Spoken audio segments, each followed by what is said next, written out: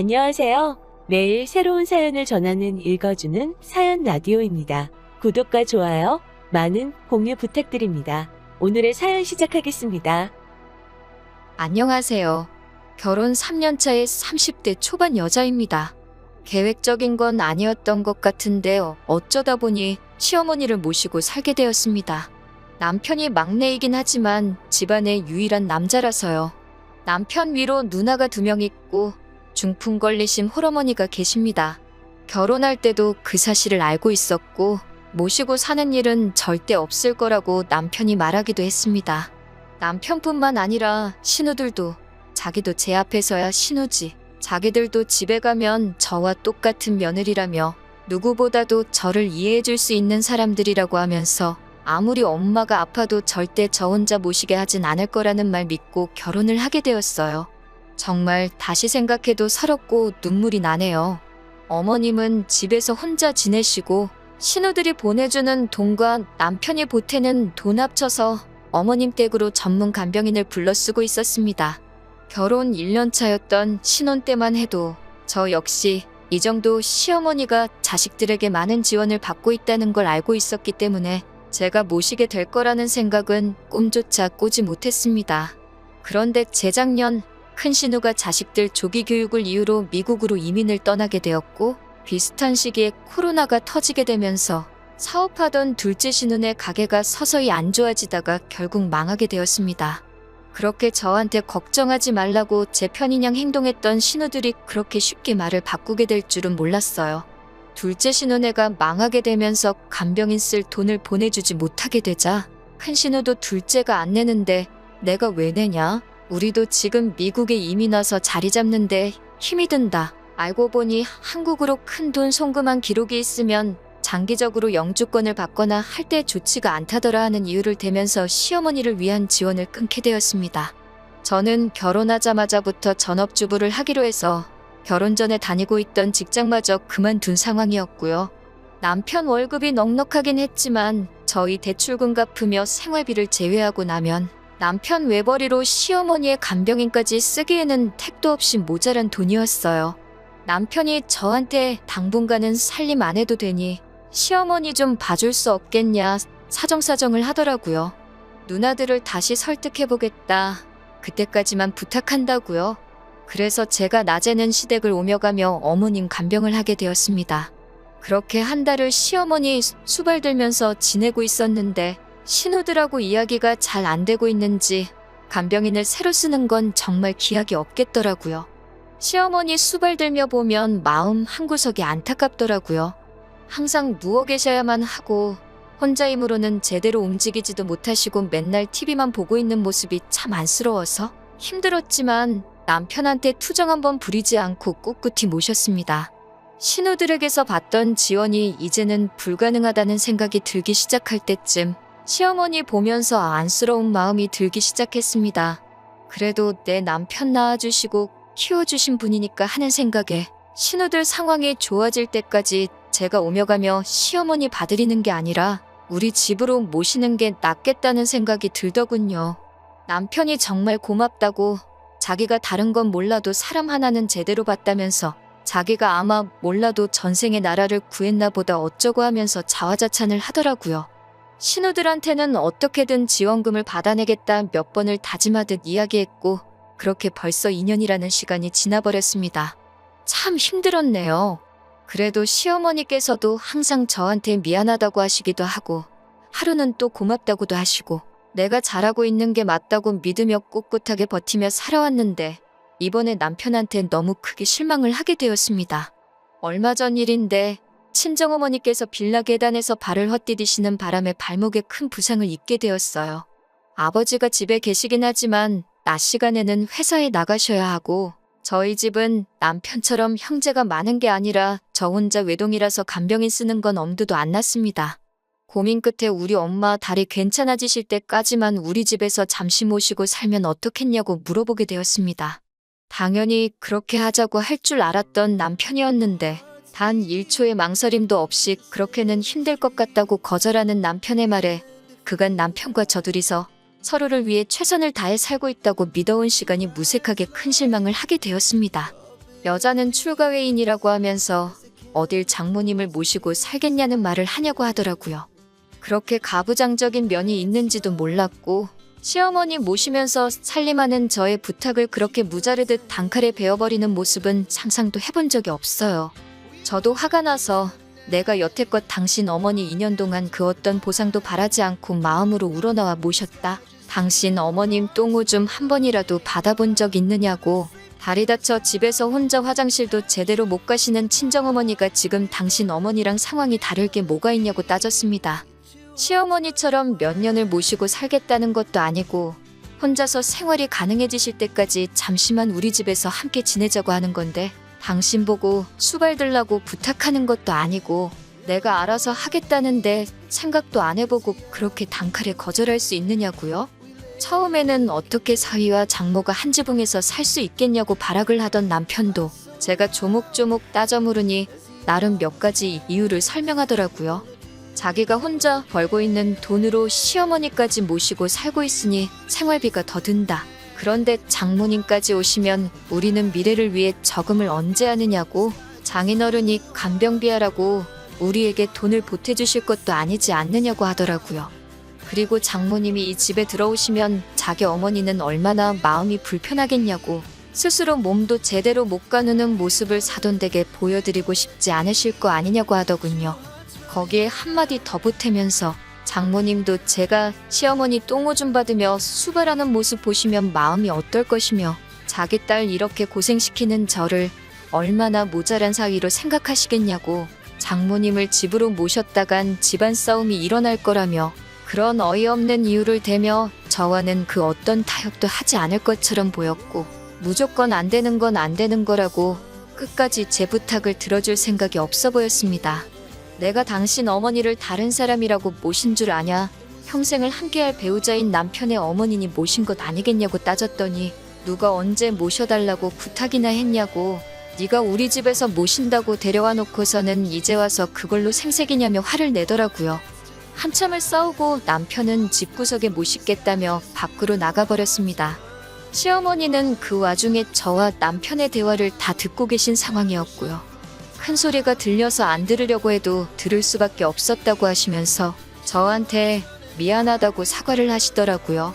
시어머니가 남편을 설득해주겠다는 말 정도는 해주실 줄 알았는데 친정엄마 집에 모신다는 이야기에 대해서는 마치 못 들은 이야기 마냥 이런 방구 언급도 안 하셨어요. 참 남편이 말한 것처럼 제 팔자 제가 꼰 거나 마찬가지이긴 한 상황이지만 여태까지의 희생과 노력, 시간들이 무색하다는 생각이 들고 허망하더군요.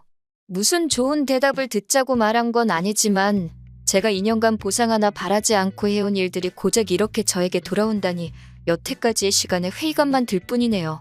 3년이라는 시간이 긴 시간은 아니지만 제가 이혼을 결심한다고 하더라도 혼자서 잘 헤쳐나갈 수 있을지 걱정도 되고 참 갑갑한 이 마음에 어디다 털어놓기라도 해보자는 마음에 사연 적어봤습니다. 제가 정말 이기적인 걸까요? 서러워서 괜히 창밖만 보게 되는 하루입니다. 후기를 전해드립니다. 여러분들의 댓글이 저한테 참 큰 힘이 되었네요. 남겨주신 댓글들 하나하나 꼼꼼히 다 읽었습니다. 저를 위로해주시고 격려해주신 모든 분들께 감사의 말씀을 전합니다. 그냥 답답한 마음에 적어본 사연인데 이렇게 많은 분들이 저를 위해 목소리를 내주실 줄은 상상도 못했어요. 덕분에 용기가 생겼습니다. 그날 이후로 남편은 저를 대하기가 어려웠던 건지 매일같이 어디서 술 마시고 새벽 다 돼서야 들어왔어요. 그러고선 아침 일찍 일어나 저한테는 말도 없이 씻으러 들어가고 잘 다녀오라는 제 인사까지 무시하고 혼자 도망치듯 집 밖으로 나갔고요. 그래도 미안한 마음은 있었는지 아예 저와의 대화를 피하려는 것처럼 보였습니다. 제가 남편에게 이 말을 전하기로 결심한 그날도 남편은 또 새벽이 다 돼서야 집으로 오려는 듯 퇴근 시간이 넘어도 들어오질 않더라고요. 그래서 편지 하나 남겨놓고 짐 챙겨서 친정으로 향했습니다. 편지에는 나는 우리 어머니 모셔야 하니 친정에 가보겠다고 그동안은 당신 어머니는 당신이 직접 모시라고 적어놨어요. 아픈 시어머니 두고 나오는 길이 마음이 편치만은 않았는데 저도 더 이상 참고 살 수 없기 때문에 뒤도 돌아보지 않고 친정으로 향했습니다. 의외였던 건 제가 남겨놓은 편지를 읽었을 남편에게서 그 어떤 연락도 오지 않았기 때문입니다. 친정어머니도 남편은 어쩌고 왔냐고 물으셨는데 자초지종을 설명하니 어머니는 많이 실망하신 눈치였지만 딱히 누구를 원망하지는 않으셨어요. 그렇게 짐 싸서 나오기를 2주가 지났을까? 저에게 연락이 온 건 남편이 아니라 둘째 신우였습니다. 둘 사이에 무슨 일이 있었는지는 모르겠지만 제발 그만 화 풀고 돌아오라는 연락이었어요. 이야기를 나눠보니 시어머니는 지금 둘째 신혼에 있는 것처럼 보였습니다.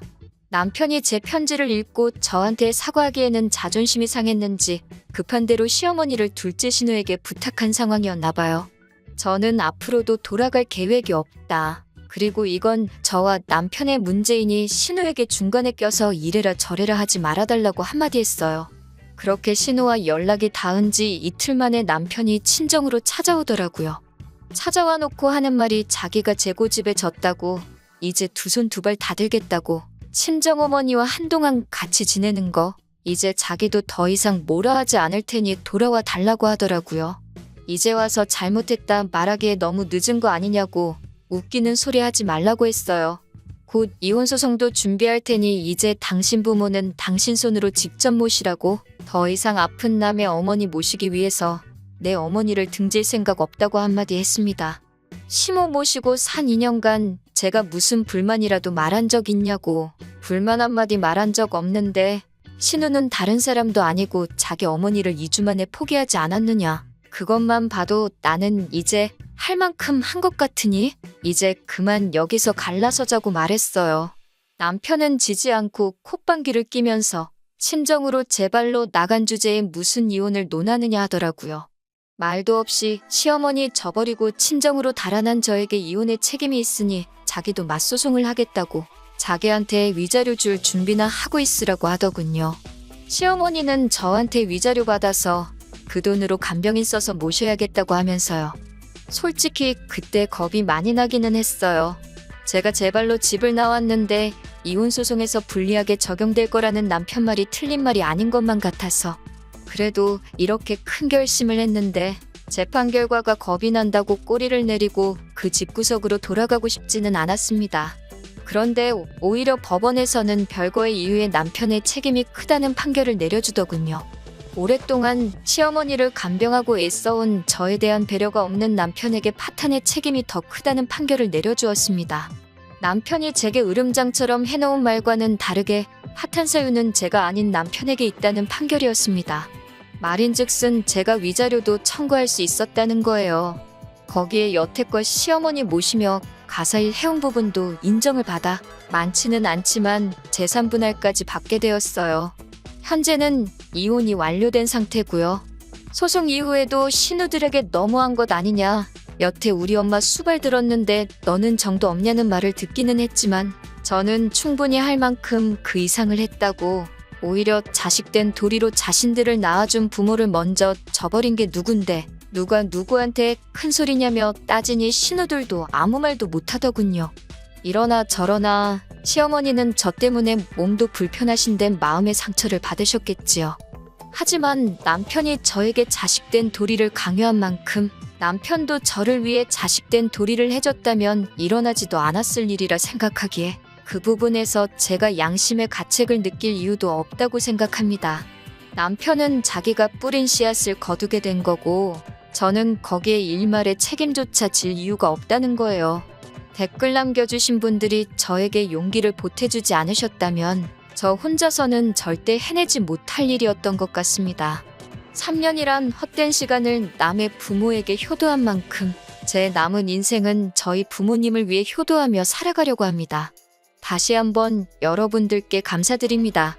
다음에는 이런 사연 적는 일 없는 게 더 좋은 거겠지요? 그렇게 될 거라 생각하고 이렇게 저는 이만 물러나도록 하겠습니다. 안녕하세요. 결혼 생활 1년 만에 이혼을 앞두고 있는 여자입니다. 돈이 왼수인 건지 아니면 남편의 자격지심이 문제인 건지 이렇게 결혼 생활이 끝나버릴 줄은 상상도 못했습니다. 24살의 친구 소개팅으로 동갑내기인 남편을 만나게 되었습니다. 둘 다 어렸으니까 당연히 결혼을 목적으로 만난 건 아니었고 가벼운 마음으로 만난 사이였습니다. 당시 저는 졸업을 앞두고 있었고 남편은 군대에서 전역해 3학년이었어요. 1년 정도 사귀다가 저는 유학을 갔고 남편은 졸업을 했습니다. 그 무렵에는 제가 귀국을 할지 안 할지 정해지지가 않아서 헤어진 것도 사귀는 것도 아닌 애매한 사이로 지내고 있었어요. 그러다 제가 대학원을 마치고 한국으로 취업을 하면서 귀국을 했고 남편도 그 사이에 직장을 잡았습니다. 그렇게 다시 만나게 된 저희는 2년 정도의 연애를 하고 결혼까지 하게 되었습니다. 무엇보다 그 긴 시간 동안 마음 변하지 않고 한자리에서 저를 기다려준 모습이 너무 좋았어요. 제가 해외에 있는 동안 남편의 존재는 많은 위로와 위안이 돼주었고 그렇기에 저희 부모님도 남편을 무척 마음에 들어 하셨어요. 하지만 막상 결혼 준비를 하면서 시댁이 많이 어렵다는 사실을 알게 되었습니다. 지방에 계시는 시부모님은 전에는 공장에서 근무를 하셨고 신우와 남편이 취직을 하면서는 일을 그만두셨다고 했습니다. 지금 두 분이 거주하시는 20평대 작은 아파트가 재산의 전부라 들었고 은행에 대출이 좀 있다고 하시더라고요. 남편 말에 의하면 신우들도 시집갈 때 자기들이 모은 돈에 대출받아서 갔다고 했습니다. 그런 사정을 전에 듣게 된 친정부모님은 걱정이 많으셨고 저에게 이 결혼을 진지하게 생각해보려고 하셨습니다. 저희 친정이라고 해서 유난히 재산이 많거나 그런 건 아닙니다. 하지만 사업을 하셨던 저희 부모님은 노후 준비도 다 되어 있으시고 서울과 경기의 아파트도 두 채 가지고 계셨습니다. 시댁과 비교했을 때는 확실히 나은 조건이기는 했어요. 친정 부모님은 결혼 생활이라는 게 사랑만으로 하는 건 아니라고 잘 생각해보고 결정하라 하셨지만 저는 그때만 해도 오히려 친정 부모님이 야속하기도 했어요. 돈이라는 게 있다가도 없고 없다가도 있는 거라고 생각했고 아직 저희 둘 다 젊으니까 앞으로 열심히 벌고 모으면 된다고 생각했지 시댁의 경제 상황이 저희 부부에게 어떤 큰 영향을 끼칠 거라고는 생각지 못했거든요. 친정 부모님은 제가 남편을 얼마나 사랑하는지 아셨기 때문에 이 결혼 못 시킨다라고 끝까지 말리시진 못하셨고 결국 허락해 주셨습니다. 단지 저에게 말씀하시길 살다가 힘들면 언제든 돌아오라고 하시더군요. 그렇게 결혼을 진행하게 되었습니다. 시부모님은 하객으로 부를 사람도 많지 않고 도와주실 능력도 안 되신다며 저에게 알뜰하고 간소하게 식을 올리라고 하셨습니다. 하지만 하나뿐인 딸이 결혼을 한다고 하니 친정 부모님께서는 해주실 수 있는 한 최고로 좋은 것만 해주고 싶어 하셨습니다. 친정아버지는 그냥 우리 쪽에서 다 부담하면 어떻겠냐고 하셨지만 저는 남편에게 부담을 주고 싶지도 않았고 친정 부모님께 그렇게 시작부터 손을 벌리고 싶지도 않았습니다. 그래서 결국 시부모님이 처음에 말씀하셨던 대로 간소하고 조촐하게 식을 올렸습니다. 결혼식도 지원을 못 해주신다 하셨고 신우들도 다 자기 능력으로 시집 갔다고 했으니 경제적인 부분에 있어서는 시댁에 아무런 기대도 없었습니다. 그나마 다행인 건 결혼 전 친정부모님이 제 앞으로 해주신 작은 아파트가 있었기에 그곳에서 신혼생활을 시작하게 되었습니다. 이미 기존에 제가 쓰던 가구며 가전제품들이 구비되어 있었기 때문에 일단 서로의 예산이 허락하는 한에서 몇 가지만 바꾸기로 했어요. 그리고 여기까지도 저는 아무런 불만도 없었습니다. 종종 친정이나 시댁에 도움 없이 시작하는 사람들을 듣고 봐왔고 저는 개인적으로 대단하고 멋지다고 생각했거든요. 그에 비해 저희는 집도 준비되어 있었고 그 때문에 아낄 수 있는 부분이 많았기 때문에 여러모로 이미 유리하게 시작해서 다행이라고 여겼습니다. 하지만 제가 시댁에 바라는 게 아무것도 없었음에도 불구하고 결국엔 돈 때문에 시부모님과 안 좋아지게 되었습니다. 저희 집들이 때였어요. 지방에 계신 시부모님도 올라오셨고 신우들도 왔어요. 제가 미리 준비한 음식 몇 가지와 배달 음식을 더해 한상 차렸고 다들 맛있다고 준비하느라 고생했겠다고 한마디씩 해주었습니다. 다들 하호 웃고 분위기도 괜찮았어요. 그러다 시어머니가 저희 집 TV를 보더니 TV가 너무 좋다 하시면서 우리도 TV를 바꿔야 되는데 그러시더라고요. 그러자 신우들도 맞아, 엄마 집 TV 너무 오래됐지. 전에 보니까 TV 바꾸긴 해야겠더라 하며 한마디 더 하더라고요. 저는 그게 저희한테 하는 말씀일 거라고는 상상도 못했습니다. 단지 속으로 저번에 갔을 때 화면 잘 나오고 소리 잘 나고 멀쩡해 보였는데 그 사이에 고장이라도 났나? 생각만 했어요. 그래서 시어머니께 TV가 왜요? 고장났어요? 라고 물었더니 시어머니가 저를 보면서 고장난 건 아닌데 니네 TV 보니까 좋아 보여서 그랬다 그러시더라고요. 그리고 결혼하면서 저희 친정아버지가 제 차를 바꿔주셨거든요. 남편은 연애할 때부터 차가 없어서 늘 제 차를 함께 썼고요. 아무튼 시부모님이 안 주무시고 바로 내려가신다 하시길래 그럼 제가 역까지 모셔다 드린다고 했습니다. 그렇게 시부모님을 차에 태워드렸는데 이번에는 연신차가 너무 좋다 하시면서 우리도 차 바꿔야 되는데 또 그러시더라고요. 제가 뭐 딱히 할 말도 없고 그래서 전 그냥 운전만 하고 있었습니다. 다만 아까 TV도 그렇고 왜 자꾸 저런 말씀을 하시지 싶기는 했어요. 집들이를 하고 며칠 지났을 때였어요. 남편이 우리 요즘 여유자금 좀 있나? 하고 물어보더라고요. 제가 조금 모아둔 돈이 있긴 한데 왜? 라고 물어보니까 아니 그럼 우리 이번에 부모님 TV 좀 바꿔드릴까? 그러더라고요.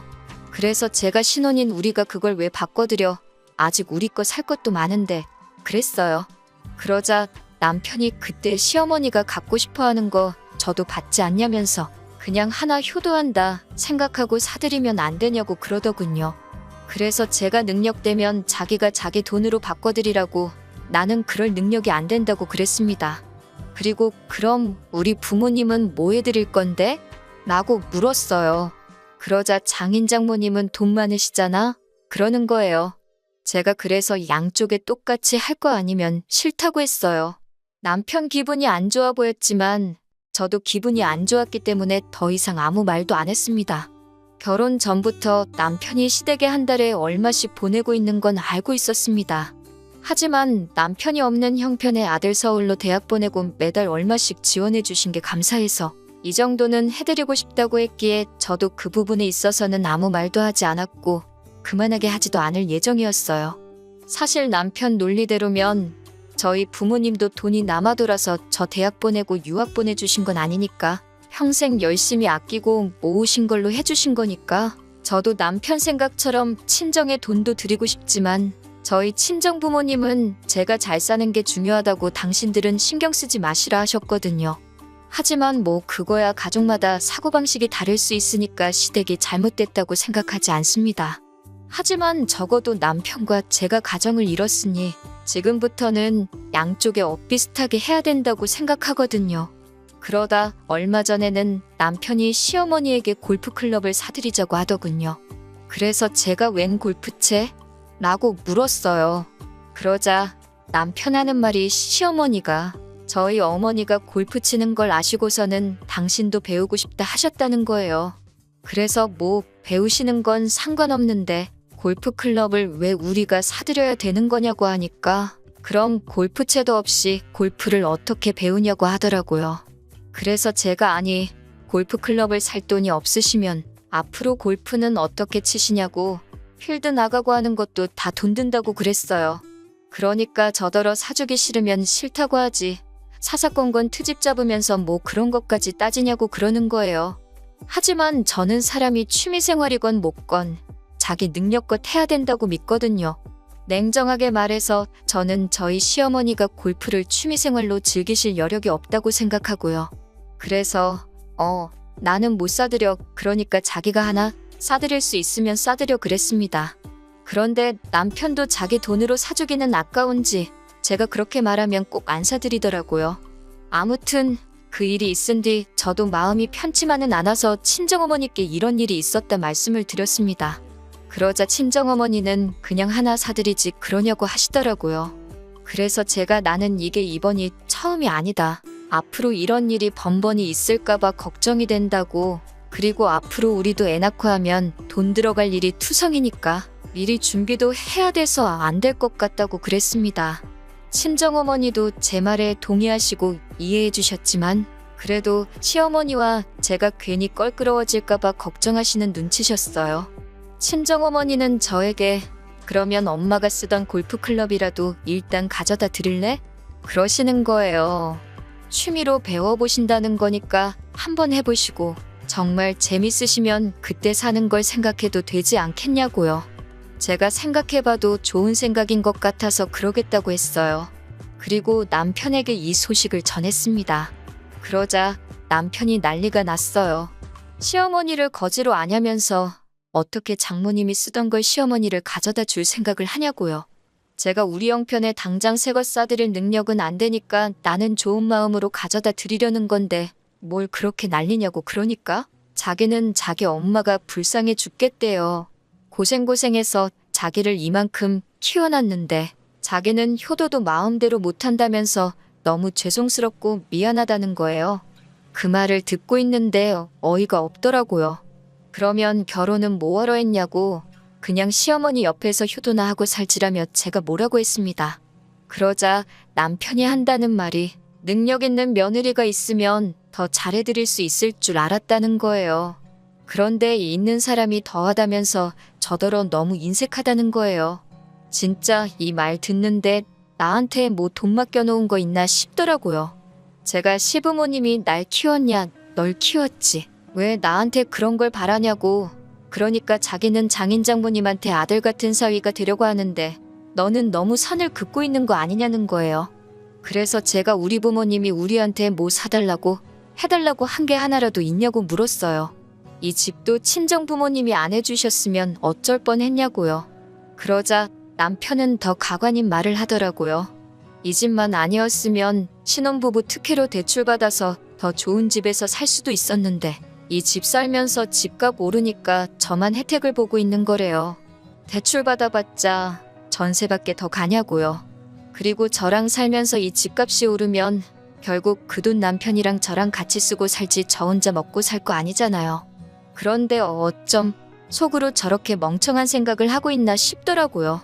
그날 이후로 남편과는 뭐 필요한 대화만 하면서 며칠을 지내게 되었는데 남편이 너무 찌질하고 자꾸 부담 주는 시부모님도 불편하고 이혼만이 답인 것 같더라고요. 그래서 남편에게 그냥 이혼하자고 했어요. 이런저런 스트레스 받기도 싫고 괜히 죄책감 느끼는 것도 짜증난다고요. 그랬더니 남편은 세상 천지의 어떤 며느리가 시부모님한테 뭐 하나 사드리기 싫다고 이혼을 하냐면서 자기가 미안하다고 그렇지만 자식된 입장에서 부모님께 잘해드리고 싶어서 그런 거니 저더러 이해해달라고 하더라고요. 그렇게 사과 같지도 않은 사과를 하면서 자꾸 스스로 합리화시키는 남편을 보니 더 정이 뚝 떨어졌습니다. 그래서 이혼을 하려고 알아보니 이런 사유로는 이혼을 하기가 쉽지 않았습니다. 그래서 집을 팔려고 내놨어요. 그러자 남편이 그러면 우리는 어디 가서 사냐고 하길래 나는 친정에 들어갈 테니 당신은 당신 알아서 하라고 했습니다. 남편은 어이없어 했지만 이 집은 전적으로 제 것이니까 남편의 동의 같은 건 애시당초 필요하지도 않았어요. 며칠 전에는 남편이 죽어도 안 나간다고 버티길래 결국 경찰까지 불렀습니다. 결국 남편은 저에게 독한 여자라며 치사하고 더럽다고 시댁으로 갔고 이 상황을 알게 되신 시부모님이 저에게 전화를 걸어 막말과 악담을 퍼부으셨습니다. 그건 고스란히 녹음되어 제가 가지고 있습니다. 변호사 말에 의하면 이런 식의 폭언이 몇 차례 반복되면 이혼 사유가 될 수 있다고 잘 모아두라고 하더군요. 시간은 좀 걸리겠지만 벌써 마음은 홀가분합니다. 처음에는 마음 한구석으로 왠지 모를 미안함도 있었지만 그것도 이제는 훌을 털고 마음 편하게 살아보려고 해요. 안녕하세요. 저는 결혼을 앞두고 있던 20대 후반의 여성입니다. 사람이라면 누구나 남에게 멋져 보이고 싶고 잘나 보이고 싶다는 거 저도 공감합니다. 하지만 뭐든지 정도껏 해야 얘기로 봐주고 넘어갈 수 있는 거 아닌가요? 저와 결혼을 앞두고 있던 남자친구는 지역 모임에서 만났습니다. 제가 지금 다니는 회사에 취업을 하게 되면서 이사를 오게 되었는데 동네에 친구가 한 명도 없으니 외롭고 심심하더라고요. 그래서 동네 친구를 사귈 겸 동네 사람들이 자주 이용한다는 지역 모임에 가입을 하게 되었습니다. 처음에는 온라인에서 대화를 주고받다가 정모에 참석하게 되었거든요. 그곳에서 남자친구를 알게 되었네요. 처음이라 분위기에 적응하지 못해 어색해하는 저를 이끌어서 사람들에게 소개도 시켜주고 말도 계속해서 걸어주고 하는 남자친구에게 저는 호감을 느꼈습니다. 그리고 남자친구는 정무 이후로도 저에게 적극적으로 연락을 취해왔기 때문에 저희는 자연스럽게 연인으로 발전하게 되었습니다. 사귀고 얼마 지나지 않았을 때부터 남자친구는 저랑 결혼하고 싶다고 몇 번을 이야기하더라고요. 하지만 남자들이 원래 연애 시작하면 꼭 결혼 이야기를 하잖아요. 그렇기에 저는 그렇게 진지하게 받아들이지는 않고 있었습니다. 결혼 이야기를 할 만큼 나를 많이 좋아한다고만 생각했어요. 그런데 사귄 지 반년 정도 됐을 무렵인가 남자친구가 정말로 청혼을 해오더라고요.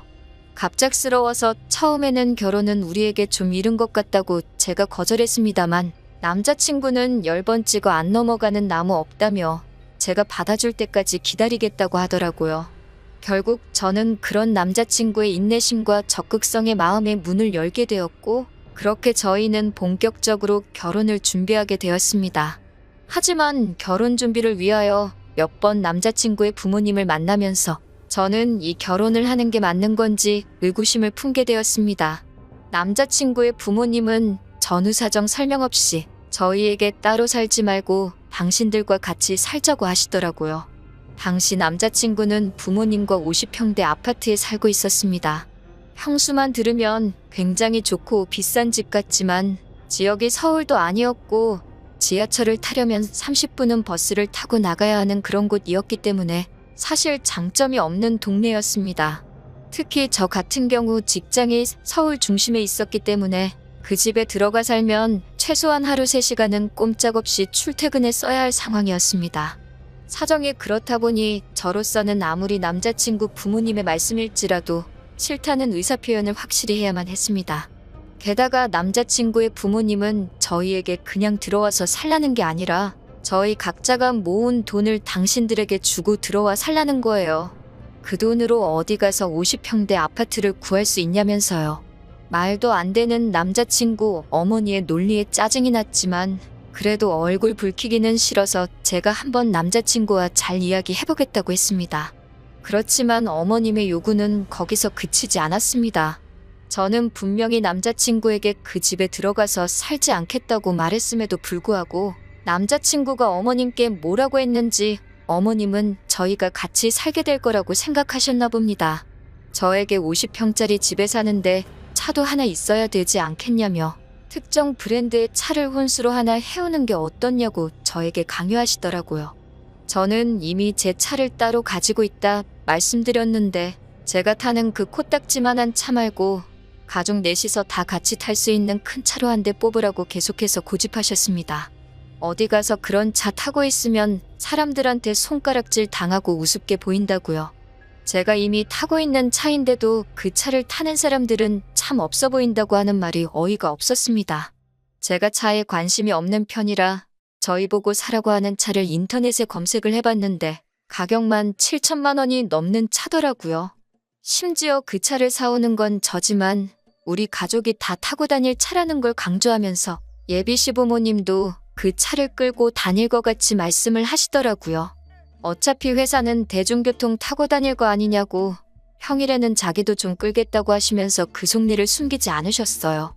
결국 참다 못한 제가 남자친구에게 당신이 나서서 확실히 상황 정리를 하지 않으면 내가 조목조목 따지고 들어야 하고 그렇게 되면 서로 불편해질 텐데 괜찮겠냐고 했습니다. 그제서야 남자친구도 미안하다며 자기가 중간 역할을 똑바로 하겠다고 하더라고요.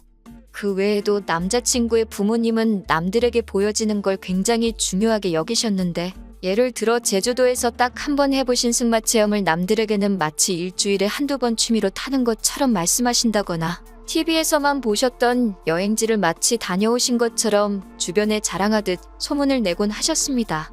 저희에게 들어와 살라고 강요하시던 아파트도 사실은 은행 대출이 절반 가까이 되더라고요. 저한테 그렇게까지 말씀은 안 하셨지만 대출금이자 내는 게 부담스러워서 저희 돈이라도 받아서 조금이나마 대출을 상환해 보려고 하셨던 건 아닌가 싶기도 하더라고요.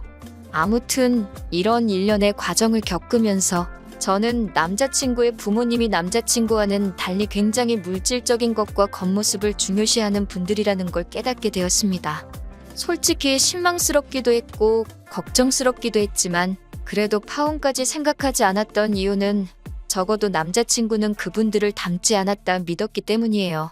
남자친구는 어머님과 아버님이 그런 말씀을 하실 때마다 민망하다는 듯이 저에게 이해해달라며 미안해하기도 했고, 입버릇처럼 자기는 사람을 볼 때 항상 내면을 가장 중요하다 생각한다고 했거든요. 실제로 여러 가지 동호회 활동을 하고 있는 남자친구 주변에는 다양한 사람들이 있었기 때문에 저는 그 말을 철석같이 믿었습니다.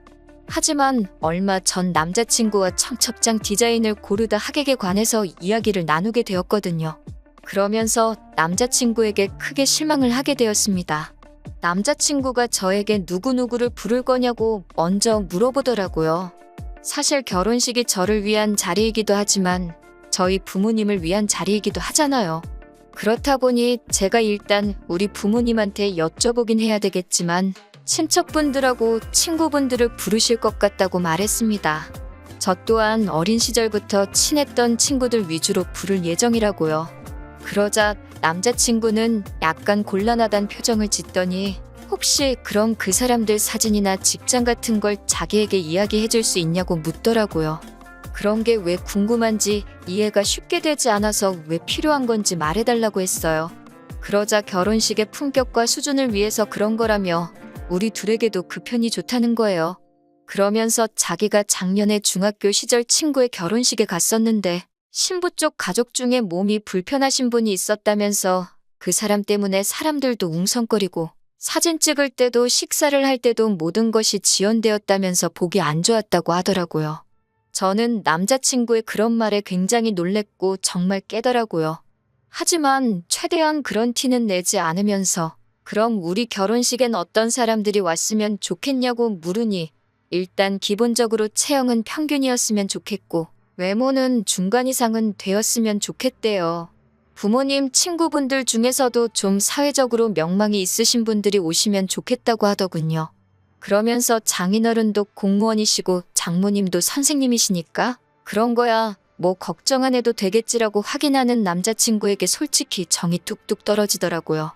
제가 그럼 남자친구 쪽 부모님 친구분들은 어떤 분들이냐 물으니 그건 자기가 알아서 할 테니까 신경 안 써도 된다고 하는데 솔직히 저희 부모님만큼이나 남자친구 부모님도 평범한 분들이시거든요. 남자친구 어머님은 과거엔 보험회사에 다니셨었고 아버님은 작은 가게를 운영했던 걸로 알아요. 세상 직업에 귀천이 없는 것이고 세상에 저보다 잘난 사람이 얼마나 많은데 남자친구가 저렇게 기고만장한 건지 어이가 없어서 웃음이 날 지경이었습니다. 저는 남자친구에게 웃기지도 않는다고 말도 안 되는 소리 좀 하지 말라고 했어요. 우리 결혼식이 무슨 연예인 뽑는 선발대회도 아니고 우리가 무슨 자격으로 사람을 골라서 초대하냐고요. 누구든 와서 진심으로 축하해주면 그걸로 감사하고 고마운 일 아니냐고 했습니다. 남자친구는 저더러 뭘 몰라도 너무 모른다면서 그럼 어른들이야 그렇다 쳐도 적어도 제 친구들만큼은 좀 수준 있는 여성들로 초대하라고 하더군요. 저는 속으로 그럴 일은 절대로 없을 거다라며 콧방귀를 뀌었습니다. 이때도 파혼까지는 생각하지 않았는데 그 이유는 저런 썩어빠진 정신머리는 살면서 뜯어 고쳐놓으려고 했거든요. 하지만 그럼에도 불구하고 제가 남자친구와 결국 헤어지기로 마음을 먹은 이유는 남자친구의 노트북에서 보지 말아야 할 것을 봤기 때문이에요. 그날도 평소처럼 남자친구와 결혼식에 관한 세부적인 사항도 정할 겸해서 카페에서 만나 데이트를 하고 있었습니다. 그러다 남자친구가 화장실을 간다고 잠시 자리를 비웠는데 배탈이라도 난 건지 오래 돌아오지 않더라고요. 그러다 남자친구가 두고 간 노트북이 눈에 띄었습니다. 평소라면 별 관심이 없었을 텐지만 그날따라 친구들하고 도대체 무슨 이야기를 하는지 궁금해지더라고요. 남자친구의 노트북 비밀번호는 사실 이미 데이트를 하면서 의도치 않게 여러 번 본 적이 있어서 내용을 보는데 아무런 문제가 없었습니다. 하지만 차라리 보지 않았다면 나았을까요? 남자친구는 제가 친구들과 찍은 사진을 바탕으로 무슨 발표 자료처럼 정리를 해놓았더라고요. 이 친구는 얼굴이 A급이다. 이 친구는 다니는 회사가 좋다던가 또 다른 한 친구는 얼굴은 예쁘지만 조금 싸 보이고 직업도 별로다 등등 제 친구들을 외모, 학벌, 직업 등등 해서 자기가 뭐라고 제 친구들을 등급을 매기고 있었던 겁니다. 결혼식을 앞두고 저희 주변 여러 친구들에게 남자친구를 소개하기도 했었고 평소에도 제가 남자친구에게 친구들에 대해서 자주 이야기했기 때문에 남자친구도 제 친구들에 대해서 학교나 직업 같은 기본적인 이야기는 들어서 알고 있었거든요. 저는 어이가 없었지만 그래도 남자친구에게 확실히 이런 짓을 한 의도가 뭔지 물어봐야겠다 생각했습니다. 어떤 오해나 의심만으로 경솔하게 파혼을 하고 싶지는 않았으니까요. 하지만 안타깝게도 제 추측은 정확히 맞아 떨어졌습니다. 곧 화장실에서 남자친구가 돌아왔고 저는 솔직하게 몰래 노트북을 살펴본 것부터 사과를 했습니다. 하지만 남자친구는 예상과 달리 놀라지도 않았고 화도 내지 않더라고요. 저는 남자친구에게 제가 발견한 것들에 대해서 말하고 도대체 왜 이렇게까지 내 친구들을 분류하고 정리해 놓았는지 그 이유가 도대체 뭐냐고 물었습니다. 그러자 남자친구는 저번에 자기가 이야기하지 않았냐며 자기는 우리 결혼식에 수준 있고 교양 있는 여성분들만 참석해서 자리를 빛내주길 바란다고 하더군요. 대체 왜 그렇게까지 해야 하냐고 묻자 자기가 결혼식에 초대한 하객들은 대부분 다 돈이 많고 학벌도 좋은데 그런 친구들에게 걸맞는 여자들을 보여줘야지 훗날 우리가 그 덕을 좀 보지 않겠냐고 오히려 저에게 대묻더라고요. 그제서야 아니라고 믿었던 내 남자친구가 정말 정신이 썩어빠진 인간이었다는 걸 실감하게 되었습니다. 저는 남자친구에게 내 친구들이 무슨 한우도 아니고 등급 매겨서 장사를 하려는 거냐고 화를 냈습니다. 남자친구는 제가 화를 내고 있는데도 자기가 뭘 잘못했는지도 모르고 오히려 저한테 뭘 그렇게 기분 나빠하고 있냐며 위화해 하더라고요. 수준 맞는 사람들끼리 만나는 건 당연한 거 아니냐고 그러면서 저한테도 주변에 별 볼 일 없는 친구들은 이참에 하나둘씩 정리하라고 하더라고요. 그 말을 듣는데 실망감이 이루 말할 데가 없었습니다. 저는 남자친구한테 애써 설명할 필요 없다고 아니라고 믿었는데 정말 그 부모의 그 자식이라고 가진 것 뭣도 없으면서 허세만 가득한 거는 집안 유전인가 보다 쏘아붙이고 자리에서 일어났습니다. 네가 점수 매겨놓은 내 친구들보다 잘난 점이 뭐가 있냐고 어디 한번 스스로한테도 등급을 매겨보라고 당장 학벌이고 직업이고 대단한 거 하나 없는 사람이 감히 타인을 평가질 하고 있냐고 소리쳤습니다. 그동안 연애를 하면서도 제가 이 정도로 화를 낸 적이 없었어서 그런가 남자친구는 말도 제대로 못하고 얼어있더라고요.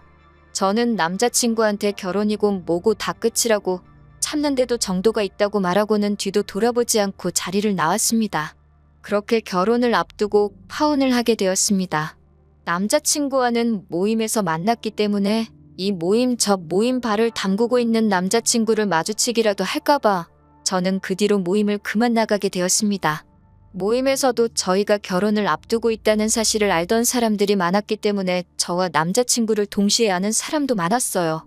그리고 얼마 전에 그 중에 한 명에게서부터 남자친구의 소식을 듣게 되었습니다. 남자친구의 부모님은 대출금을 제때 상환하지 못했는지 집이 경매에 넘어갈 위기에 처해졌다고 하네요. 저희가 모은 돈을 가지고 그 집으로 들어와 살라고 했던 건 정말 제가 모은 돈 가지고 대출금을 상환하려던 계획이었다는 부분이라는 사실에 온몸에 소름이 다 돋더라고요.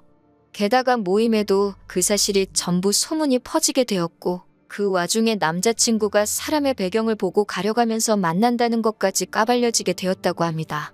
그도 그럴 것이 사람들 만날 때마다 직업이 뭔지 학교는 어디 나왔는지가 제일 궁금한 사람이니 그 본성을 들키는 건 시간 문제였던 거였겠죠. 그런 이야기가 도는 가운데 모임에 누가 봐도 잘난 사람이 들어오게 되면서 스스로 열등감을 느낀 건지 소문 때문에 그런 건지 어느 순간부터 모임을 도망치듯 더나 코빼기도 보이지 않는다네요. 걷는 놈 위에 뛰는 놈, 뛰는 놈 위에 나는 놈이 있다고 세상에 얼마나 멋지고 잘난 사람들이 많은데 그런 건 생각도 안 하고 기고만장해서 남 무시하는 남자친구가 이번 일을 통해서 제발 철 좀 들었으면 하는 바람입니다. 안녕하세요. 혼자서 딸 하나를 키우고 있는 30대 중반의 여성입니다. 남편과 이혼한 지 벌써 반년이 넘었네요. 이제는 좀 괜찮아진 것 같다가도 한 번씩 속에서 우라가 치밀어 올라옵니다. 그럴 때면 이불 속에 들어가 숨죽여 펑펑 울기도 하고 뒷산에 올라 소리를 지르기도 했는데 오늘은 한번 일기처럼 적어보려고요. 남편이 저에게 프로포즈를 할 당시에 저를 다른 이름으로 부른 적이 있어요. 그때 너무 수치스럽고 속상한 마음에 결혼이고 뭐고 필요 없다고 다 뒤집어 엎어버리자고까지 했습니다. 남편이 저에게 프로포즈를 하려고 참고했던 영화의 주인공 이름과 헷갈렸다며 울며 빌며 변명을 했지만 저는 받아주지 않았어요.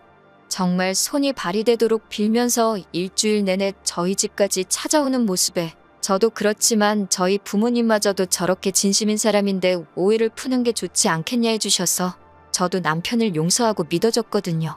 그런데 이런 더러운 꿍꿍이가 있을 거라고는 상상도 하지 못했습니다.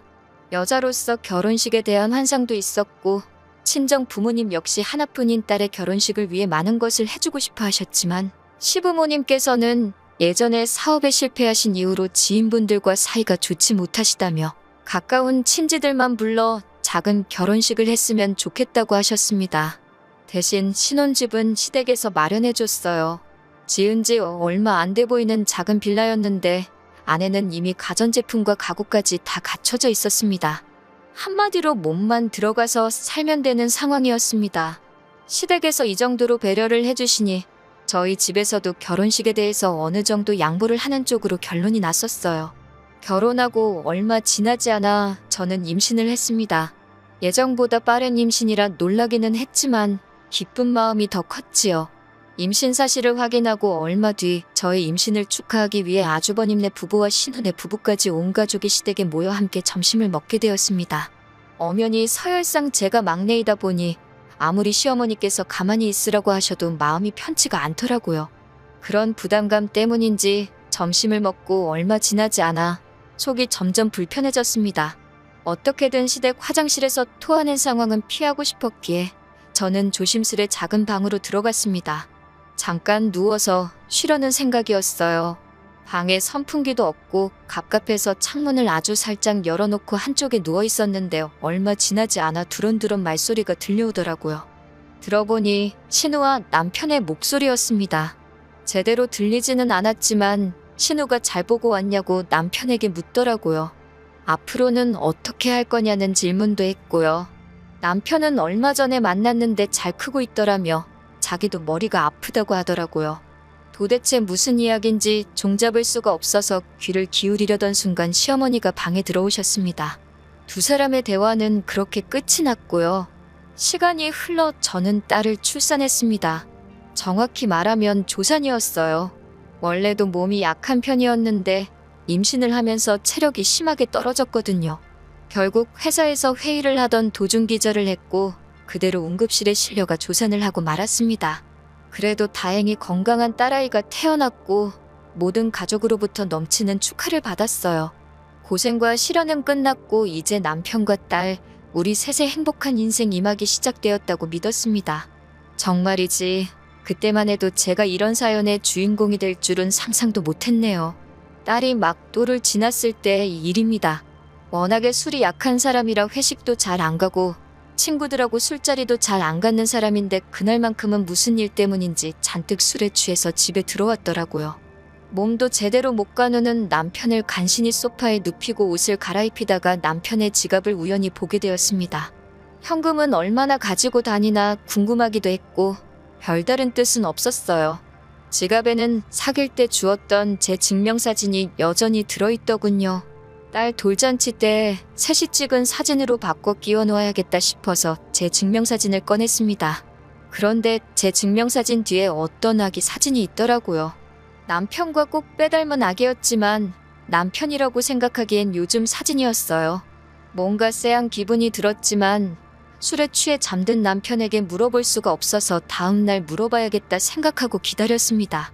이튿날 숙취로 괴로워하는 남편에게 그 사진을 보여주며 누구냐고 물었습니다. 남편은 잠깐 당황한 듯 하더니 이내 저에게 시조카도 못 알아보냐고 하더군요. 신우에게는 8살 난 아들이 있는데 그 아이의 어렸을 때 사진이라는 거예요. 신우랑 남편이 많이 닮기는 했지만 신우 아들하고 남편은 별로 닮지 않았거든요. 하지만 남편은 계속해서 첫 조카라서 예뻐서 가지고 다녔을 뿐이라며 저더러 도대체 왜 남의 지갑을 뒤졌냐고 화를 내더라고요. 그렇게 화를 내는 남편의 모습이 낯설어서 아무 대꾸도 안 하고 있으니 혼자 씩씩거리다가 사진을 쓰레기통에 버리고는 출근한다며 아침도 안 먹고 집을 나가더라고요. 황당한 저는 잠깐 넋이 나간 기분이었지만 금세 정신을 차렸고 왠지 모를 찝찝함에 남편이 버린 사진을 쓰레기통에서 다시 꺼냈습니다. 며칠 뒤 시어머니의 생신을 축하하기 위해 온 식구가 모인 날이었습니다. 저는 시조카에게 문제의 그 사진을 보여주며 이거 너라는데 이런 사진 본 적 있냐고 물어봤어요. 시조카는 고개를 갸웃거리며 처음 보는 사진이라면서 자기가 이렇게 생겼었냐고 오히려 저에게 역으로 묻더라고요. 그러더니 홀랑 제 손에 있던 사진을 들고 신우한테 달려갔습니다. 고지어 부엌에 있던 신우가 깜짝 놀라는 표정을 짓더니 저에게 다가와서는 이 사진은 어디서 났냐고 물었습니다. 남편 지갑에서 찾았다니까 신우는 혼잣말처럼 미쳤어를 몇 번 되뇌이더니 이건 자기 아들 사진이 맞다며 자기가 가져간다고 하더군요. 본인 아들 사진이라는데 안 준다고 할 수도 없더라고요.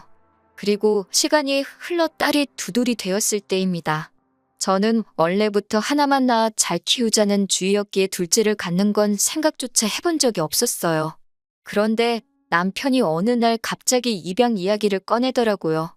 외동으로 키우면 딸이 너무 외롭지 않겠냐는 둥, 이기적으로 자랄지도 모른다는 둥, 말도 안 되는 핑계를 대면서 저를 설득하려고 들었습니다. 저는 머리 검은 짐승은 거두는 게 아니라는 말도 모르냐면서 당연히 안 된다고 했습니다.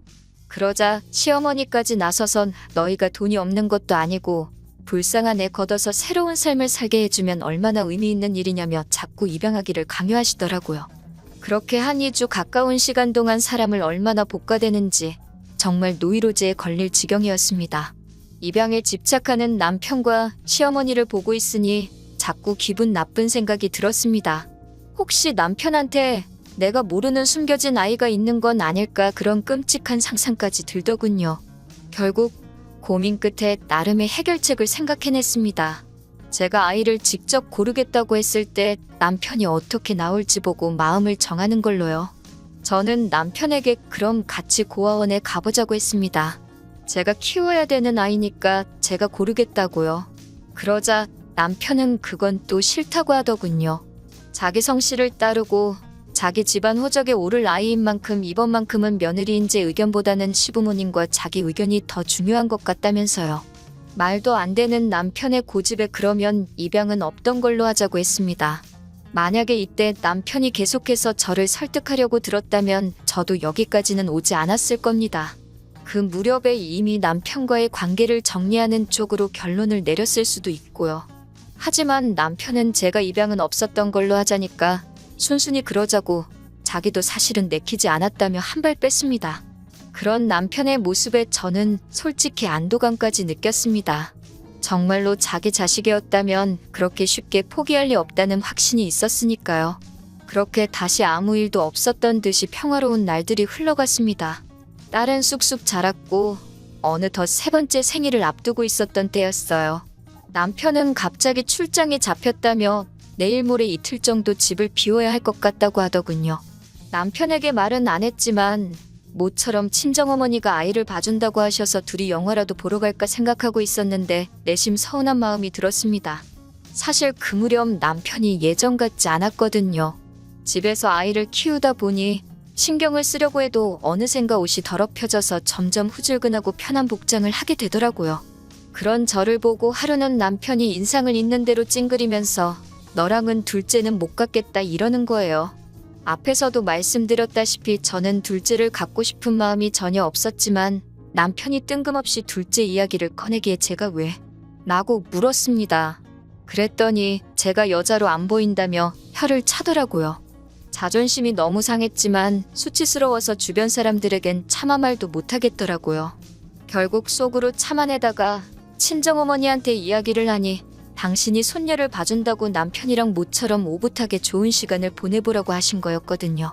그런데 남편이 출장을 간다고 하니 힘이 팍 셌지요. 저는 친정어머니한테 손녀 안 봐주셔도 될 것 같다며 출장 소식을 전했습니다. 그러자 친정어머니는 더 잘된 일 아니냐며 이참에 당신이 이틀이고 3일이고 봐줄 테니 출장을 따라가 보라고 하시더군요. 남편이 일하는 동안엔 호텔에서 쉬다가 저녁에는 둘이 좋은 시간 보내면 되는 거 아니냐고요. 듣고 보니 그럴듯한 계획 같았습니다. 그날 밤 퇴근한 남편을 살며시 떠봤습니다. 그런데 생각지 못한 남편의 반응에 저는 너무 충격을 받았습니다. 남편은 자기가 지금 놀러 가냐면서 한 푼이라도 더 벌어오려고 아둥바둥 사는데 무슨 속편한 소리냐고 고함을 치더라고요. 장모님도 생각이 있으신 거냐면서 한숨을 팍 내쉬는데 저 때문에 친정어머니가 사위한테 무시를 당한 것 같아서 죄송스럽고 속도 상하고 그랬어요. 그리고 이튿날 출장을 간다는 남편은 이상하리만치 기분이 좋아 보였습니다. 평소답지 않게 콧노래를 부르고 멋도 한껏 부리더라고요. 제가 지금 출장 가는 거 맞아? 놀러 가는 사람 같은데? 라며 의심스러운 눈빛을 보내자 남편은 즐거운 기분으로 일하려는데 왜 초를 치냐고 짜증스럽게 대꾸하더라고요. 저도 더는 남편이랑 말도 섞기 싫어서 마음대로 하라고 한마디 싸붙이곤 가던지 말던지 내버려뒀습니다. 남편이 출장을 간 그날 저녁이었습니다. 딸 얼굴이 붉게 달아올라 있었어요. 배고프다고 울 법도 한데 제대로 울지도 못하길래 손을 대보니 애가 불덩이처럼 뜨겁더라고요. 놀란 저는 남편에게 전화를 걸었지만 남편은 도통 전화를 받지 않았습니다. 저는 아이를 들쳐업고 맨발로 집을 나서 택시를 탔습니다. 맨발이었다는 것도 병원에 도착해서 알아챘을 만큼 정신이 하나도 없었어요. 조산으로 낳은 딸이었기 때문에 혹시 뭐라도 잘못됐을까봐 늘 노심초사하며 딸을 키우고 있었거든요. 다행히 병원에 도착해 수액을 맞추고 하니 열이 조금씩 떨어지더라고요. 어느 정도 위급한 상황을 넘기고 나서 저는 다시 한번 남편에게 전화를 걸려는 그때 남편으로부터 영상전화가 걸려왔습니다. 전화를 받으니 남편이 아니라 웬 남자아이가 화면에 나타나더군요. 황당해서 넌 누구냐고 물으니 아이도 놀랐는지 아빠를 외치더라고요. 곧 이어 낯익은 목소리가 전화기 너머로 들려왔습니다. 남편이었어요. 남편은 너무 자연스럽게 왜 그러냐며 아이에게 대꾸를 해주고 있었어요. 손이 덜덜 떨려서 금방이라도 핸드폰을 놓칠 것만 같았고 그 순간 어떤 여자가 제 남편에게 자기야 하고 부르더라고요. 곧 남편의 얼굴이 화면에 떴고 남편은 정말 크게 놀란 듯 전화를 끊어버렸습니다. 10분 정도 흘렀을까 남편에게 다시 전화가 걸려왔지만 저는 도저히 받을 용기가 나지 않았어요. 그리고 이틀 동안 출장으로 집을 비울거라던 남편은 이튿날 아침 집에 돌아왔어요. 남편은 제 눈치를 살피더니 아무것도 안 물어보냐고 묻더라고요. 남편에게 지금 무엇을 물어본들 정직하게 대답해 줄 것 같지 않았기에 저는 남편을 한번 힐끗 바라보고는 아무 말도 하지 않았습니다. 철저하게 무시해버렸어요. 남편은 그런 저에게 애걸복걸을 하며 무슨 말이라도 해달라고 하길래 당신 애가 맞냐고 물었습니다. 지금부터 하나도 속이지 말고 사실대로 말하라고. 거기에 따라서 내 결론도 달라진다고요. 남편은 저와 만나기 1년 전에 사실혼 관계로 지내던 여자가 있었다고 해요. 하지만 시댁에서 워낙에 그 여자를 탐탁지 않아 해서 결국 혼인신고도 못한 상태로 살다가 그대로 헤어지게 되었답니다. 당시 여자 뱃속에는 이미 아이가 자라고 있었는데 남편에게 말을 해주지 않았대요. 그렇게 여자와 헤어지고 얼마 지나지 않아 저를 만나게 되었고 저에게 프로포즈를 하기 며칠 전 그 여자에게 연락이 와서 한번 만나게 되었답니다. 여자는 그때 아이를 데리고 나와 남편에게 당신 아이라고 말을 했고요. 남편은 믿을 수 없었기에 친자검사까지 했고 그 결과는 99.99% 일치였다고 했어요. 남편은 점점 차분한 목소리로 평정을 되찾아가며 저에게 하나씩 고백하고 있었습니다. 그런데 지금 그 여자가 재혼을 하고 싶다면서 지금까지 자기가 아이를 키웠으니 그 시간만큼 이번엔 남편더러 아이를 키우라고 했다는군요. 저를 설득해서 입양을 해볼까도 했지만 그건 차마 저한테 못할 짓인 것 같았고 그 와중에 아빠의 존재를 알게 된 남자아이가 하도 아빠 보고 싶다고 타령을 해서 이번에도 내려갔던 거라면서 오해하지 말랍니다. 그 여자와는 더 이상 아무 사이도 아니라고요. 하지만 남편 말을 고지고대로 믿을 수는 없었지요. 저는 왜 처음부터 솔직하게 말하지 않았냐고 물었고 남편은 그랬다면 제가 자기와 결혼했겠냐면서 저를 포기할 수 없었답니다. 사실 남편의 말에 거짓이 있든 없든 더 이상 저는 관심이 없었어요. 마지막으로 혹시 당신 말고 시댁 식구들 모두 이 일을 알고 있냐고 물으니 묵묵부답이더군요. 모두가 한마음 한뜻으로 저를 바보 취급한 거나 마찬가지라고 제가 울분을 토하니 다들 저에게 상처를 주기 싫어서 그런 거랍니다. 그러면서 저더러 원한다면 다신 그 여자도 아이도 만나지 않겠다며 한 번만 용서해주면 안 되겠냐고 하더군요. 저는 당분간 친정에 머물면서 생각할 시간을 갖겠다고 했습니다. 다행히 딸아이가 친정에 있었기 때문에 남편에게 악을 써가면서 화를 낼 수 있었네요. 친정에 도착하자마자 저는 짐을 내려놓고 바로 다시 강남으로 향했습니다. 그쪽에 일 잘하는 이혼 전문 변호사들이 많다고 들었기 때문이지요. 다행히 저와 상담을 진행해 주신 변호사께서 이건 남편이 고의로 속였기 때문에 이혼이 아니라 혼인무효 소송을 해야 한다고 하더군요. 제가 이길 가능성이 상당히 높고 위자료도 받을 수 있으며 양육권도 가져오자고 희망을 주셨습니다. 다행히 저는 친구나 가족들과 주고받은 이야기를 잘 지우는 편이 아니에요. 핸드폰을 뒤져보니 사귈 때부터 자기가 혼자임을 강조한 남편의 문자 메시지부터 그 여자랑 주고받은 아들에 대한 양육 이야기까지 증거가 수두룩 빽빽이더군요. 덕분에 6개월 만에 남편과의 악연을 정리할 수 있었습니다. 게다가 딸에 대한 양육비와 별개로 위자료도 2,500을 받아낼 수 있었습니다. 딸아이가 혼인 후에 출생아가 된 점은 가슴에 사무칠 만큼 속상했지만 딸도 언젠가는 이 엄마의 마음을 이해해 주리라 믿는 수밖에 없었네요. 남편은 지금도 미안하다고 종종 사과의 뜻을 담은 장문의 문자를 보내오곤 합니다. 자기에게 영원한 사랑은 저 하나뿐이라면서 언제든 용서가 되면 돌아와 달라고요. 제가 여자로 보이지 않는다고 하자마자 그 여자랑 알콩달콩 두 집 살림 해가며 지내놓고는 거짓말을 하려거든 입에 침이나 바르고 하라고 한마디 해줬네요. 처음부터 자식이 있는 사실을 숨기고 제게 접근했으면서 결혼하고 나서 그 애까지 키워달라면 제가 좋다구나 키워줄 거라 생각했냐고. 마음 같아서는 그 여자고 당신이고 내 눈앞에서 머리채를 다 뽑아버려도 시원찮을 판인데 이 정도에서 끝내주는 걸 고마워하라고 한마디 했어요. 우리 딸아이 양육비 하루라도 늦게 보내주기만 해보라고. 내가 어떻게 나올지 궁금하면 한번 그렇게 해보라고 울음장을 놓으니 그제서야 그 입을 다물더군요. 나는 그 여자랑 다를 거라고. 내 배불러 낳은 자식 당신에게 보여줄 생각은 없다고 했습니다. 아이가 어느 정도 자라서 친부에 대해서 궁금하다 물으면 그때 가서 다시 생각해보겠다고요. 온 가족이 합심해서 저를 속여놓고선 이제와 진실을 알게 되었으니 어쩔 수 없다고 이해해달라는 건 너무 큰 욕심이지 않을까 싶네요.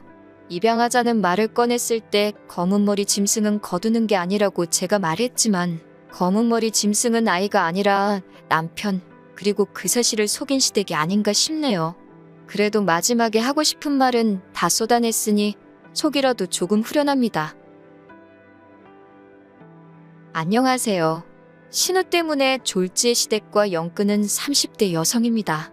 남편과는 대학교 시절에 동아리 활동을 하며 알게 된 사이예요. 이후로 한 1년간 가깝게 지내다가 남편은 군대에 갔고 저는 미국으로 유학을 갔습니다.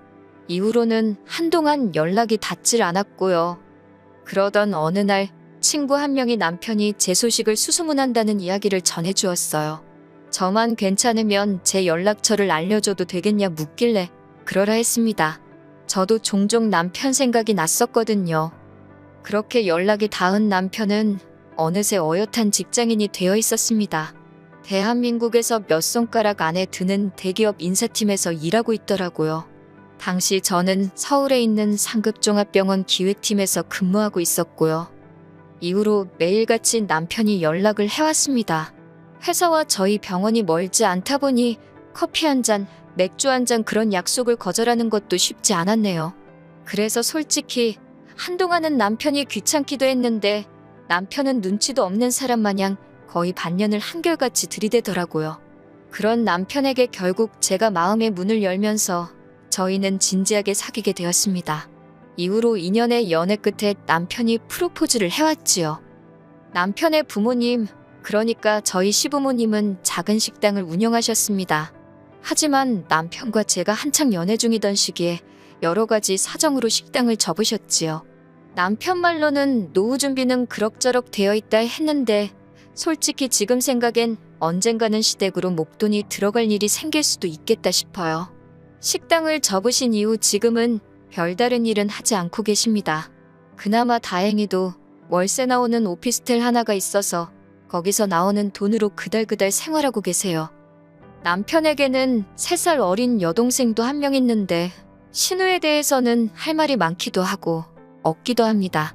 무슨 뜻이냐면 솔직히 저는 저희 신우만큼 운이 좋다고 해야 하나? 아무튼 신우 같은 사람은 본 적이 없어요. 운이라고 표현하는 게 적절한지는 모르겠지만 얼굴 하나는 참 예쁘장하거든요. 남편 말로는 손을 좀 봐서 그런 거라지만 원래도 예뻤으니 성형을 해서 더 예뻐진 거 아니겠어요? 그런데 문제는 신우도 자기가 예쁜 걸 알아서인지 그 예쁜 얼굴 하나만 믿고 살았습니다. 그렇다고 정말 무슨 연예인을 할 정도는 아닌데 그래도 신우가 말하기를 자기 얼굴 정도면 차비만 들고 다녀도 밥 먹고 술 먹고 사는데 아무 지장이 없다대요. 아무튼 신우는 미래에 대한 걱정이 없는 건지 뭔가 배우려는 의지도 없고 일을 해서 돈을 벌어야겠다는 생각도 안 했습니다. 그래도 재주라고 해야 하나 곧잘 주변 남자들한테 명품 가방이나 신발 같은 걸 선물 받아 와서는 그걸 팔아서 생활비는 충당을 하더라고요. 그러다 사정이 여의치 않을 때는 어머님 아버님한테 손을 벌리는 듯 했고요. 솔직히 신우가 저한테 돈을 빌려달라고 한 것도 아니니 제가 나설 자리는 아니었겠지만 옆에서 보고 있자니 참으로 딱하고 황당하더라고요. 가족 중 누구 한 명 제대로 신우한테 정신 차리고 살라 소리를 안 하는 게요. 그렇다고 올케인 제가 그 말을 대신 할 수도 없잖아요. 여러 가지로 불쌍한 인생이다 생각하고 관심을 끊고 살려고 했네요. 그런데 공도 구르는 재주가 있다더니 지난 가을이었습니다. 하루는 뜬금없이 신우가 시집을 가겠다 하더라고요. 그제서야 남편이 하는 말이 자기는 벌써 밖에서 한번 만나봤다는데 결혼하겠다는 남자가 너무 괜찮은 사람이더랍니다.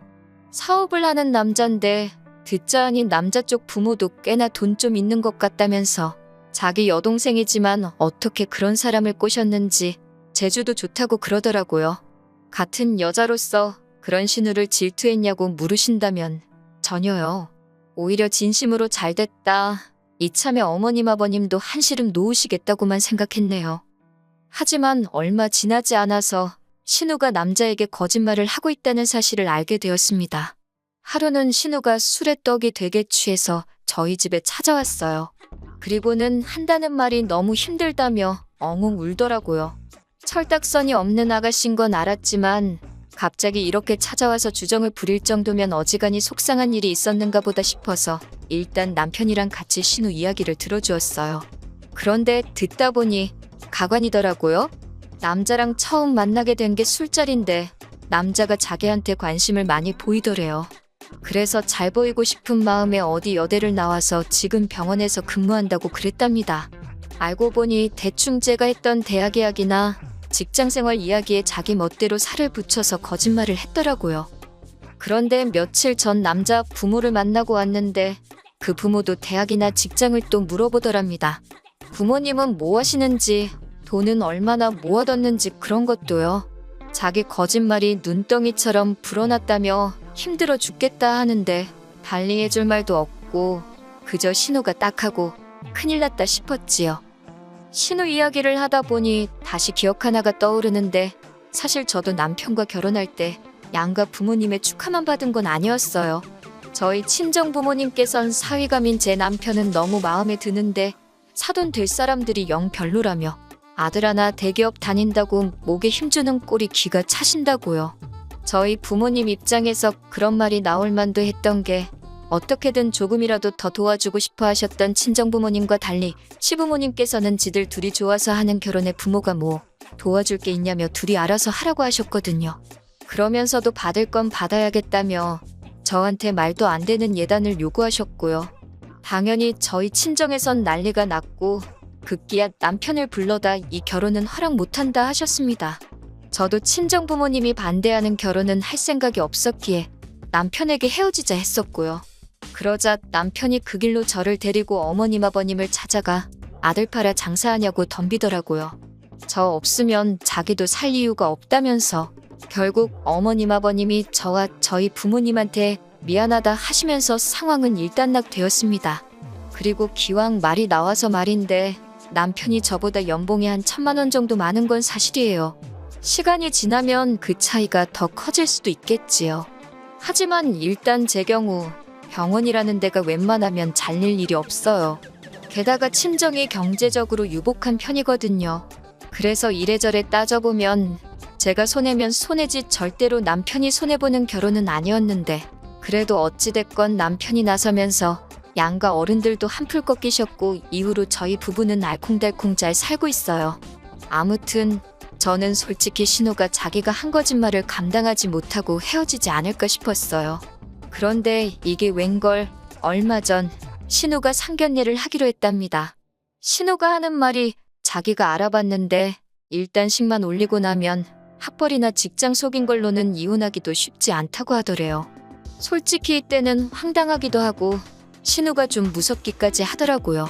그렇지만 제가 무슨 정의의 사도도 아니고 신우의 결혼에 관해서는 치열하게 하나 얽히고 싶은 마음이 없었기 때문에 알아서 하겠거니 하고 내버려두는 쪽을 택했습니다. 신우의 상견례 날 신우가 저더러 같이 나가달랍니다. 학교나 병원 이야기가 나왔을 때 자기가 말실수라도 하면 어쩌냐고 저더러 옆에 있어달래요. 저는 그건 못한다 했습니다. 그렇게 하면 어찌 보면 공범이 되는 건데 제가 아가씨가 거짓말하고 다니는 것까지야 어떻게 막을 수가 없지만 그걸 도와줄 수는 없는 거라고요. 이것 때문에 저 시부모님한테 정말 욕을 바가지로 얻어먹었습니다. 신우가 좋은 사람 만나서 시집간다는데 신보가 고약하다는 둥, 질투하냐는 둥 별의별 소리를 다 들었네요. 어머님이 저더런 네 친동생이었어도 그랬겠냐 하시는데 제 친동생이었으면 진작에 머리털 다 잡아 뽑아놨을 거라고 받아치고 나서야 잠잠해졌지요.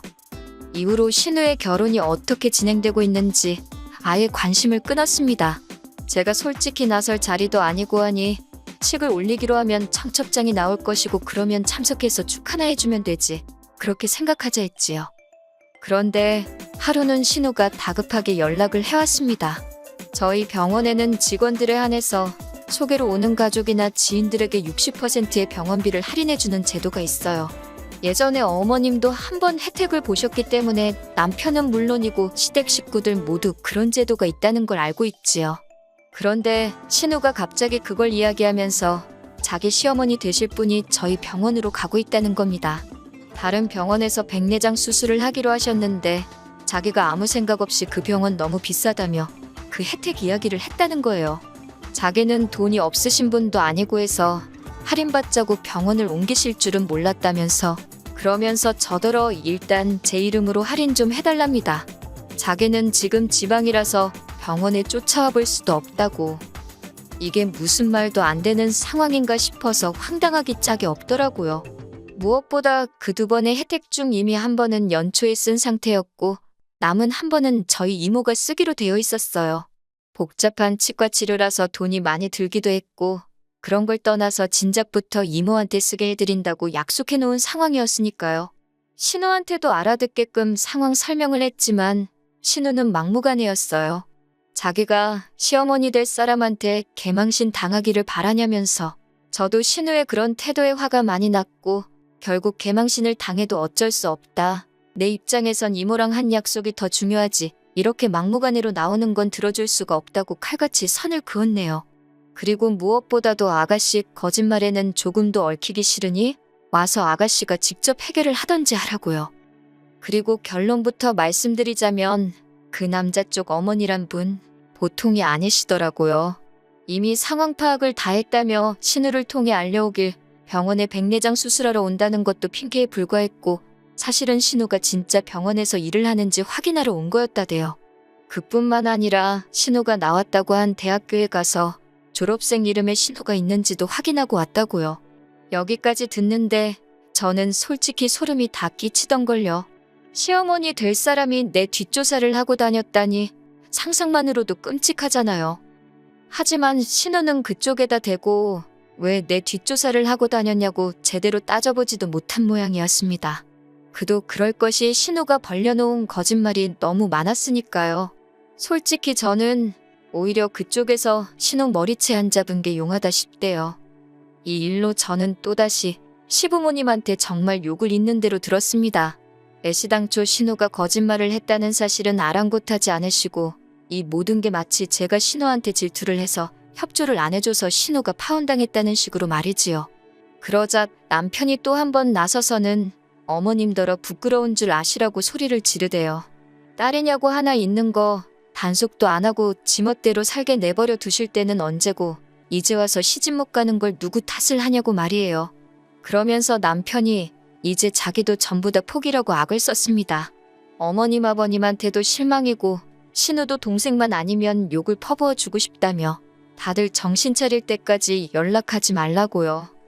저는 솔직히 남편이 제가 하고 싶은 말을 다 해줘서 고맙기도 했고 끼어들기 싫어서 그냥 가만히 듣고만 있었습니다. 그러자 얼마 뒤 그렇게 저를 못 잡아먹어 안달이실 땐 언제고 어머님이 한번 만나자며 연락을 해오셨어요. 하신다는 소리가 저희 친정의 이야기에서 어디 격리 자리라도 하나 소개해주면 안 되냐입니다. 어이가 없어서 어머님께 신우한테 돈 관리를 맡기라니 고양이한테 생선을 맡기는 꼴이지 않냐고 되물었네요. 이후로 벌써 몇 달이 지났고 왕래는 없습니다. 가끔 신우가 죽는 소리 하느라 남편한테 전화는 하는 눈치더라고요. 그런데 남편의 단호한 태도를 제 눈으로 벌써 2번이나 봐서 그런지 별 걱정은 안 되네요. 앞으로도 남편만 믿으면서 살면 될 것 같습니다. 긴 이야기 들어주셔서 감사합니다. 오늘의 사연은 여기까지입니다. 구독과 좋아요, 알람 설정해주시면 앞으로 더 좋은 사연으로 찾아오겠습니다. 감사합니다.